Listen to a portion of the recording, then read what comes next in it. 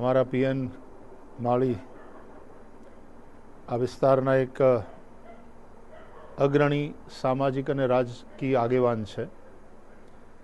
આ કથાના પણ મુખ્ય યજમાન બનીને એમણે સેવા આપી છે અને માત્ર મુખ્ય યજમાન થઈને માત્ર વ્યાસ પૂજા અને પોથી પૂજા માટે નથી રહ્યા, પણ આ સમગ્ર આયોજનમાં એમણે ખૂબ સક્રિય રીતે સેવા આપી છે. આયોજનમાં સતત સાથે રહ્યા છે અને તેથી આ બધા સંતો પણ ખૂબ પ્રસન્ન છે.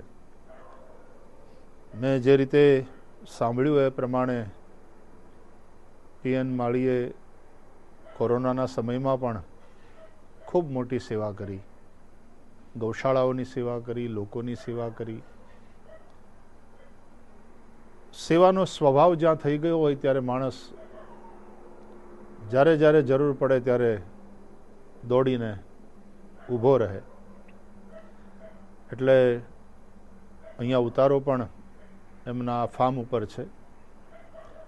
મને હંમેશા થોડું ભીડભાડથી દૂર ખેતરની વચ્ચે ખોરડું હોય વધારે ગમે, જેથી કરીને શુદ્ધ હવા, શાંતિ, જરાક ચાલવા માટેનો પણ મોકળાશ, આ બધું મળી રહે.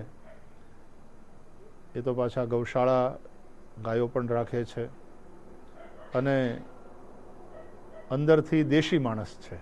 એનું ખાનપાન અને એની રહેણી કહેણી પણ ભગવાને એમને એના વ્યવસાયની અંદર સફળતા આપી છે અને જે બે પૈસા કમાય છે એમાંથી પાછા સારા માર્ગે ખર્ચે છે. એ ખૂબ આનંદની વાત છે. એટલે આ માળી પરિવારના આતિથ્યમાં અહીંયા છું. ખૂબ સાચવે છે અને એનો મને પણ એની ભાવનાને એની શ્રદ્ધાને જોઈને આનંદ થાય છે.